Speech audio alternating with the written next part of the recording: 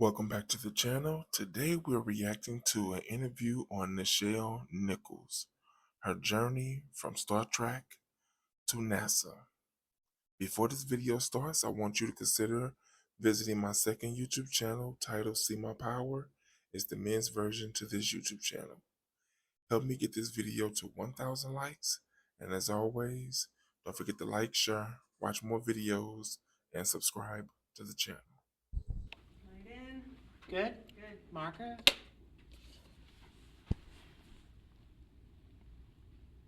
Can you tell me about your family? What was your dad like and what was your mom like? Oh boy.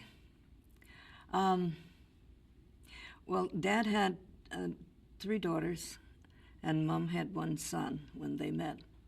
And both had said they'd never marry again. Of course, they fell in love in one day. Had been together for almost 40 years when my father died. And Mother was quite brilliant. She had planned to be a lawyer. And all my father's best friends, many of them were lawyers, and they used to test her, you know. And they said, "You've got quite a brilliant lady here. She should be a lawyer." They wanted to send her back to school.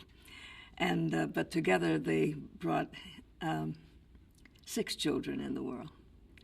And so we all came in kind of sets of 3s. And so it was never like the house with 10 kids. My dad was a physicist at Howard University and became very interested in metaphysics as well. And they were very highly regarded in their neighborhood and helped a lot of people and raised their children with music and love.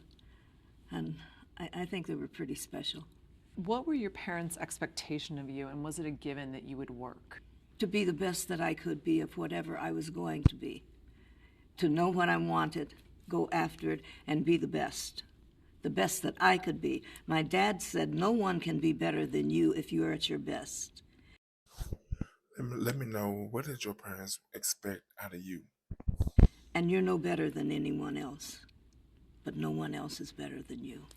And I always remembered that. It kept me humble, and it kept me believing in myself, in believing there is a world out there that I could conquer in my own little way, without interfering with anyone else's way, unless they got in my way. No. I say that facetiously, but I really mean it, and I mean in ways that society plans your life to tell you who you are and what you can and cannot do and what you can and cannot achieve. And I don't believe it for 1 minute. Never did. Never will. And resent what's going on now, you know. I think we're all here for one another. Tell me the moment you realized you were good at performing. When I was about 5. Because, as I said, I would perform for my parents, you know, and when they would settle down for the evening, and I'd learn something, you know. Of course, when I was 5, so was Shirley Temple, you know. So I'd do all of the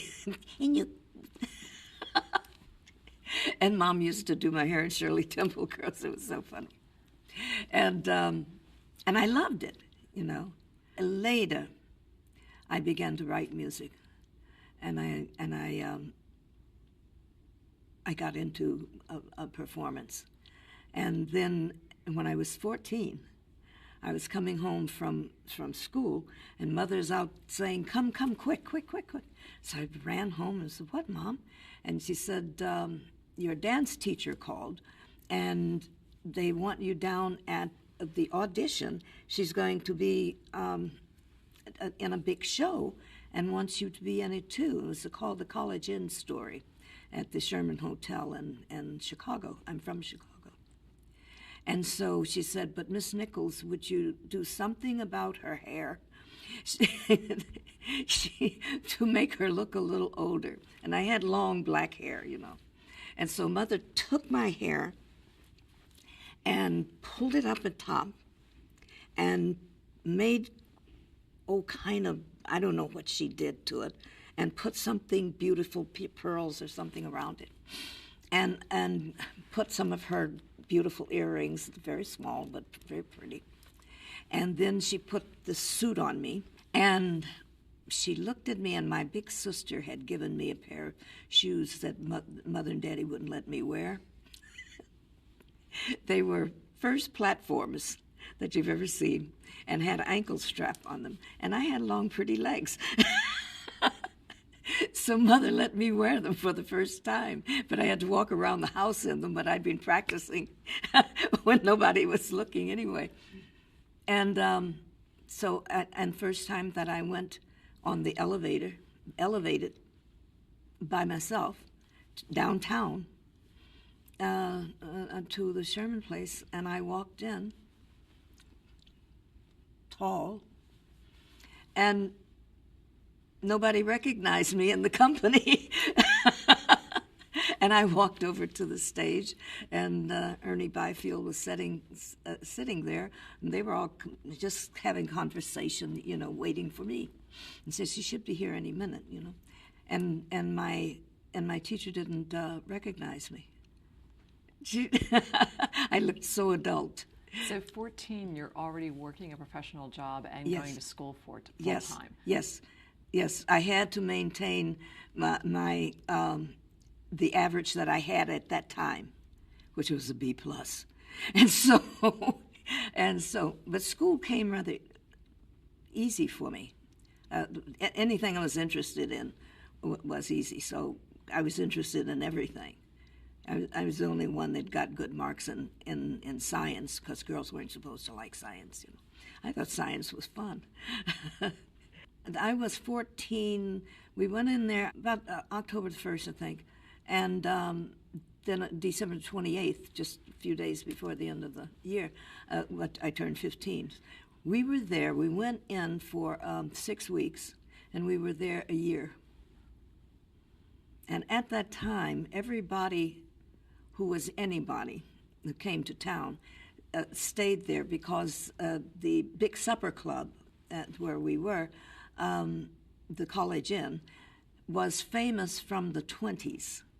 And Ernie Byfield was doing the College Inn story.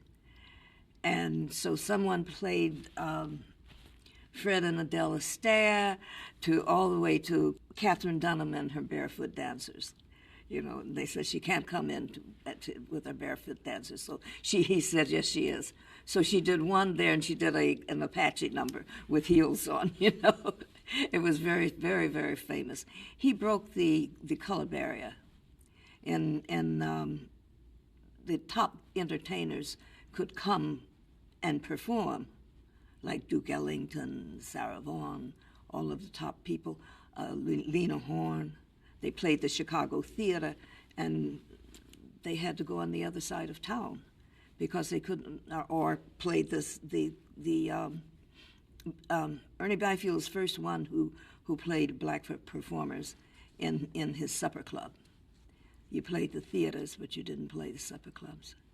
And not only that, he was the first one that if you played at his establishment, you had a suite in the hotel.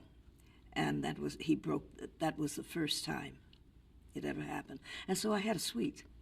However, my parents had to be there with me. A year later, when I was almost 16, or was 16, the woman who had done the publicity for the Sherman House, for the College Inn story, called and had gotten a call from Duke Ellington, and he had come to see the show while he was in town, and he asked to meet me. And I was so excited, and Mother said, well, the guy came up to our room to say and give a note that Mr. Ellington wants to meet Miss Nichols, And Mother said to tell him he would meet Miss Nichols with her mother and the troupe. And he sent back up and said he'd be honored. and he told me, "You're going to be a singer." Because I said, "How do you know?" Because I wanted that and everything else. And he said, "Because we sang in the beginning and the opening and the finale with the entire cast. And but I didn't sing in the section that we did of Catherine Dunham, of course." And I said, "How do you know?" And he said, "Because I could hear that voice of yours over everybody else's." And I did indeed wind up 6 months later traveling with him as a dancer for one of his suites. I choreographed it and played it, called Monologue, Duet, and Threesome. And I used to come to, I followed the singer, and I used to come to the edge of the stage because we were going to go right after her. And I watched her, and she was tall and willowy, and she hung onto her microphone like this.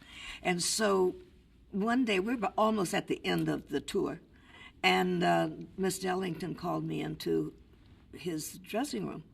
And this is when he worked theaters, and so a picture would go on, and then a stage show. And he called me on, he says, "Sing something for me." And I looked around, I said, "You can sing, can't you?" And I said, "Of course I can sing. We all got rhythm, don't we?" And he thought that was funny. And he said, "Well, sing something for me." And I said, "Well, I don't see a piano." And the picture was on, so we couldn't do it. I said, "There's no piano." And he said, "You don't need a piano. We can all sing. We all got rhythm, don't we?" And so that was a challenge. When I finished, he said, "Do you still have that little gold dress you wore before we left, the party we gave before we left?" And I said, "Oh, yes, I even have the shoes." The gold shoes. I was so dumb. And he chuckled, and he said, "Oh, good." He said, this number, and that one, you go on tonight." I said, "What?" He said, "You're going to have to go on tonight." And I said, but, and he said, the band singer fell deathly ill, very, very ill, and she had to go home. So there was only a few days left. He says, "You can take over." And then I thought, this is my big chance. After I got through with the chills and the nervousness. And so I went on. The great Duke Ellington is playing for me. It's like being on a cloud, floating on a cloud. You can do no wrong. And I found myself just loving it. And I looked up and I turned to Mr. Ellington, and he's trying to keep a chuckle from his face. And he finally came to me afterward. He said, "You were wonderful, but please let that microphone go and be yourself." He says, she holds on to the microphone because she's so nervous. She'd fall down if she couldn't. That's why she holds on to the mic. Be yourself. And that's the best advice I ever got. From then on, I said, anything I did, I knew that I had to be myself. He said, when you are yourself, nobody can touch you. You must have run into a lot of things that you were unprepared for. Yes. Can you tell me about some of that, going out so young, at such a young age, and becoming a performer? I remained a performer from then on. I finished the tour with Duke Ellington. I was then, it seemed, just sought after, but then I got married and had a kid, and I thought, oh, my career is over. And everybody said that, "Oh, your career is over." And I said, no, it isn't. But I was determined to stay with my son until, not to leave him until he was at least understood, not a baby. What were some of the obstacles you faced trying to get back in your entertainment career? Where are you going to work? And I wanted to do theater, I wanted to do plays, but there was hardly anything in Chicago.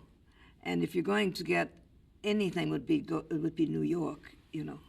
And my parents weren't about to let me go at 16, 15, 16. It's just, even though I'm married, divorced, and got a kid, you know. But there were supper clubs in downtown, and this guy saw my work and headlined me in a calypso show, which lasted for 6 weeks, lasted a year and a half, which pleased me no end because I could stay home with my son, do my work that I love to do, and he discovered I could sing, and he discovered that so when I was singing, and he advised me that the Alliance de Français was a chapter, the Chicago chapter was in the audience. So I sang La Vie en Rose. And afterwards, they all came up to me and chattering away in French, and I didn't understand a word they were saying. And when they found out that I didn't speak French, they said, "Oh, but no."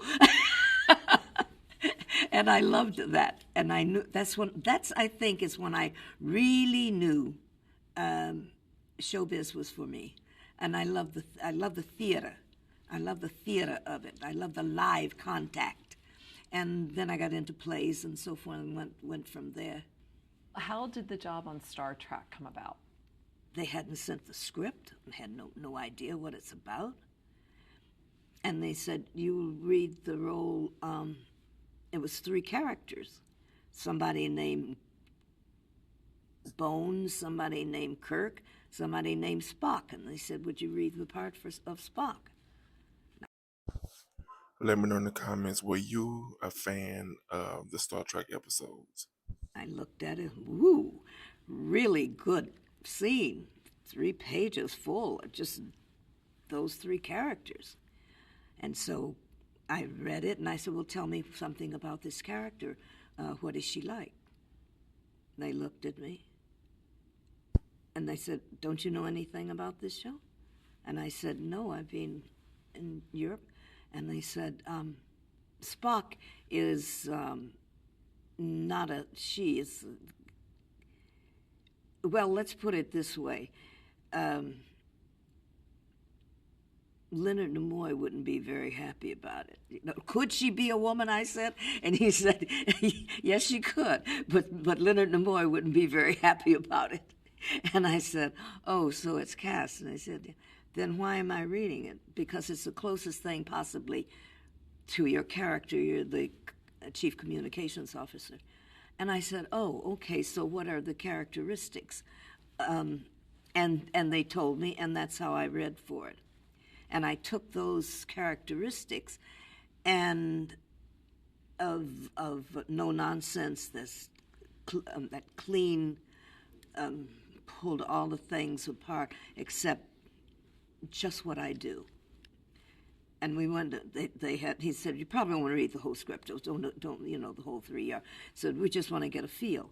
Well, I found they got to the end of the first page, the end of the second page, the end of the third page, and finished this marvelous scene, and the person is really getting into it with me too. And then they sat there and they just looked at me. Bob Justman said, "Have Penny call down," when I finished, "have Penny call down to," Penny was his secretary, "have Penny call down and see if Leonard Nimoy has signed his contract yet." And that was their pleasant way of telling me I had the role, not his role, but the communication. But he said, "Would you wait?" And so I waited. They told me to wait. And she said, "Oh, fine, Miss Nichols." And that's a good sign, because then they're going to see all the other people, and if those who wait get to read again. So I thought that's what nobody else comes in, you know. And so I read my big book, and I curl up on a little sofa in a little ante room where she's put me, and nobody else is in there. And then Joe Sargent, who was the director on that first show, episode, peeked his head in, and he's looking for somebody. He looks, he sees me. He said, "What are you doing still here?" And I said, "You told me to wait." He said, "Oh, come on, big talent. You had the role when you walked in."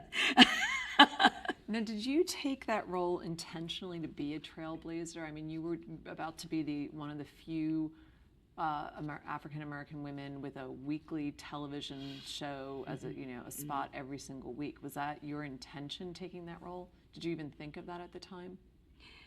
It never occurred to me that it was anything except a series, and that what I would be able to do with that, and I would be able to do plays, do theater, and not worry about food on the table.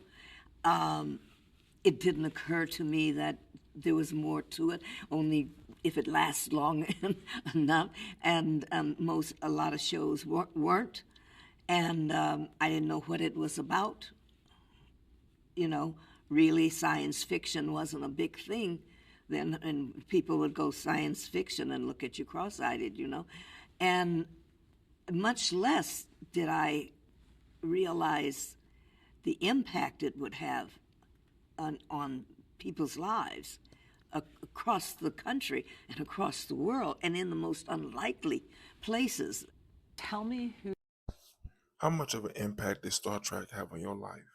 who you played and describe her character for me. Uhura was an interesting character to me, and I fell in love with her, and the character was so strong that there was some concern, and so each time, almost every day, I'd get go back to I'd get the script. The full script. We'd all get the full script on the last day of shooting for the next shooting. We would rehearse it, and it would be a beautiful scene. And If you're interested in learning a more in-depth video about her life as well as the different roles she played, I would make sure that I tag her life story in this video. then they'd bring down the rewrites, and I had less to say. I didn't know where that was coming from, but somebody else was saying it, either Leonard or Bill, Spock, or the captain, or somebody.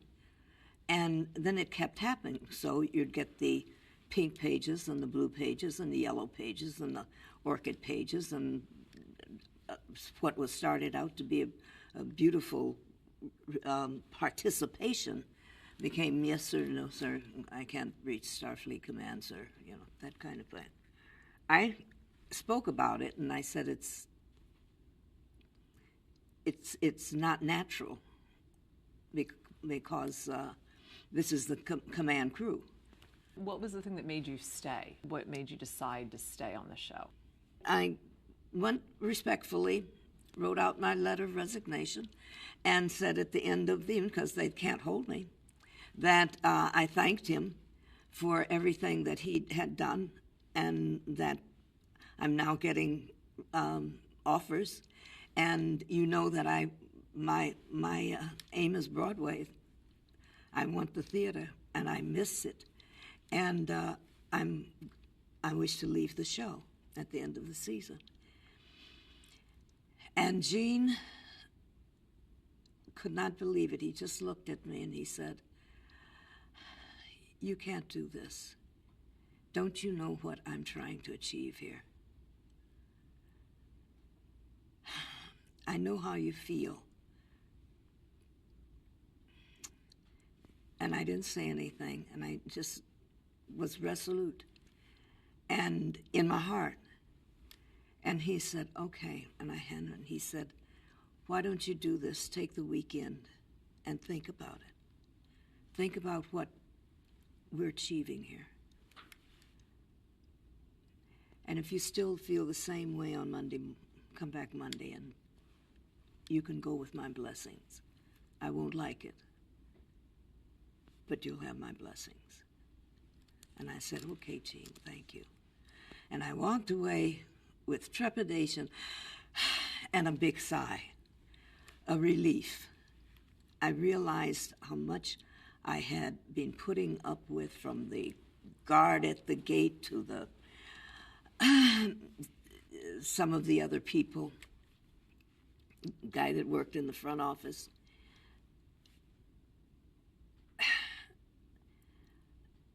And who hated that I had the job. And so as I've said this before, as fate would have it, I went to and I had been invited as a celebrity guest to sit on the dais, and it was a fundraiser, and I believe it was NAACP fundraiser. And so I had just sat down at the dais when one of the promoters, organizers, came over and said, Miss Nichols, there's someone who wants to meet you. He says he's your greatest fan. And I said, oh. And I'd seen the fan mail, some of the mail, and little kids or a grown kid, 40-year-old kid, come and say, oh, Star Trek is so wonderful. Oh, I love you on Star Trek, you know. I love the stories. I love where it's taking us, you know, the truth of it. And so I loved it too, you know, because I saw what it was doing, but I hated what it was doing to me. And that I really couldn't enjoy being part of this,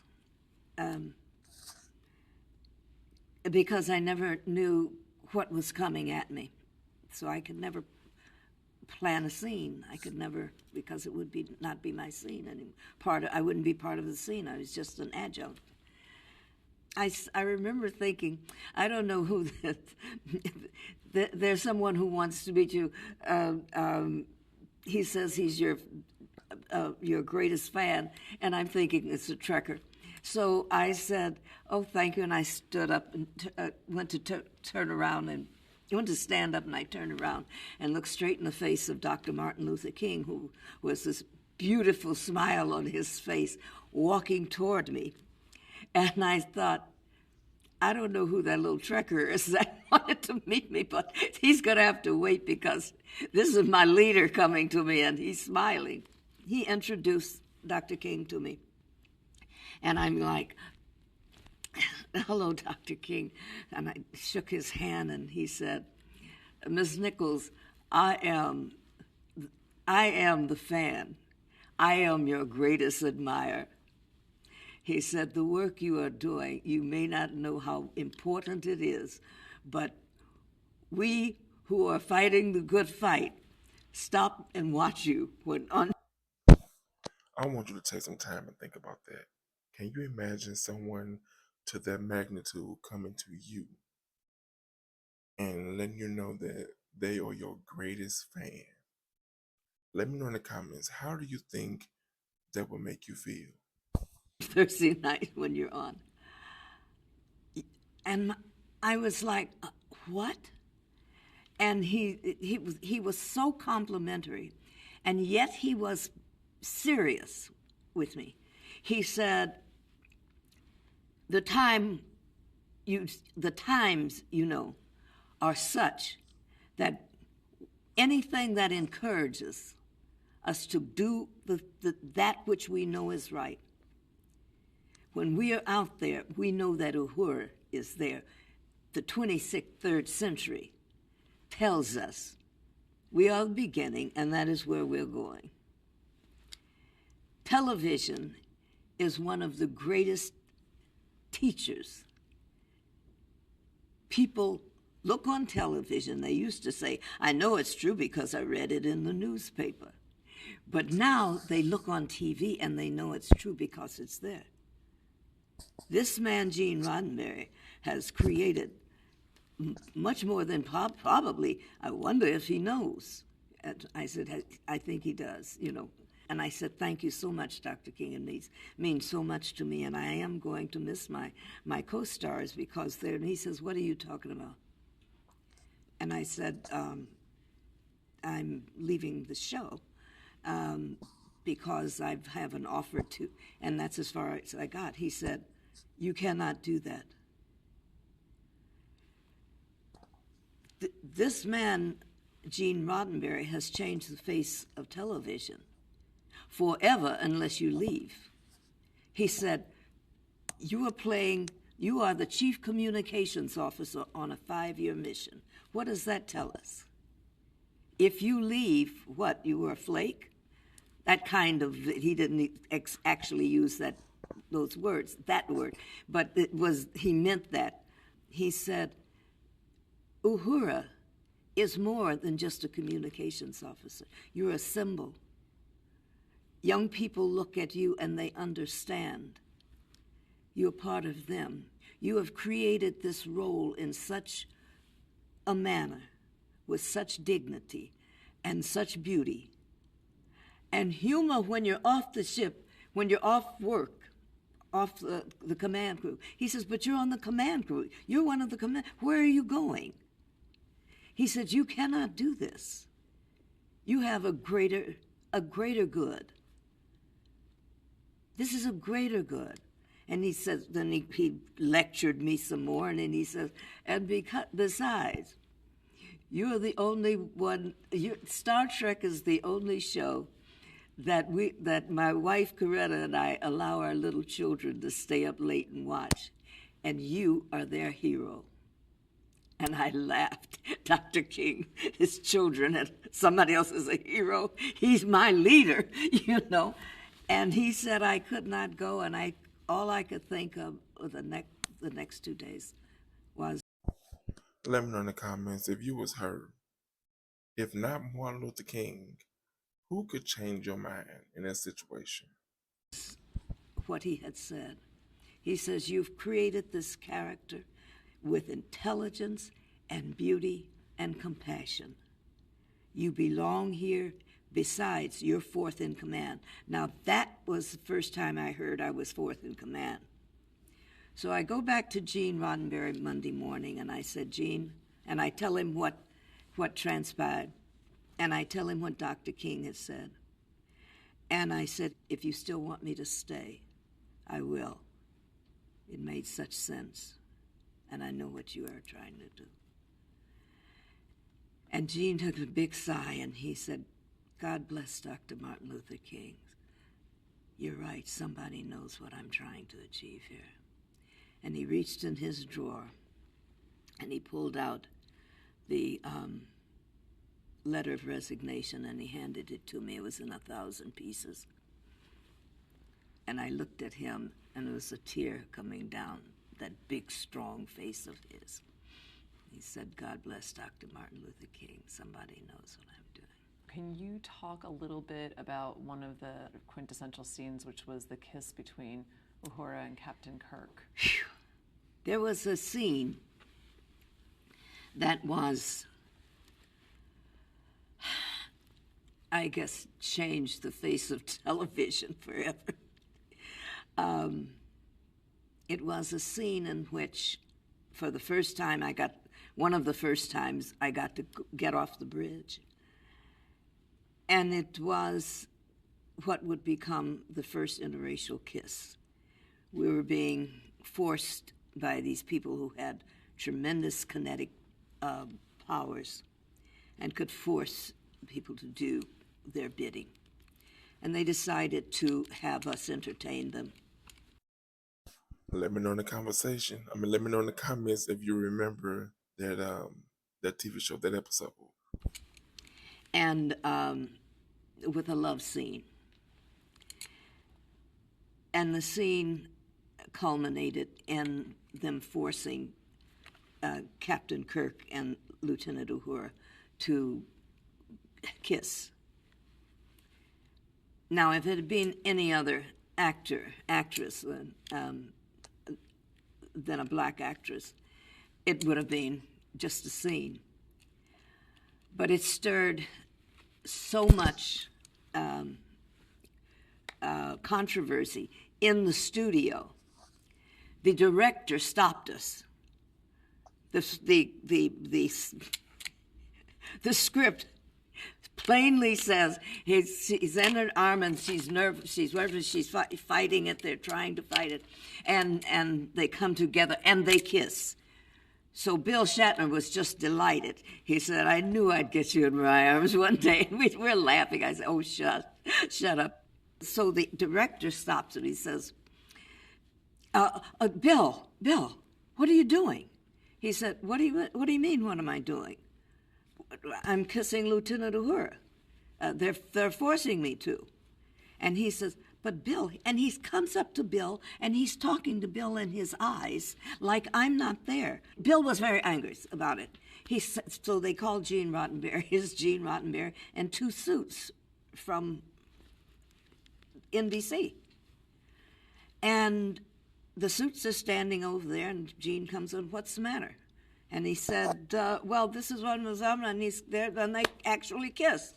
And Gene said, yes, but what's the matter? And he said, Gene, this is going into the South. You know, we can't like this, blah, blah, blah, blah.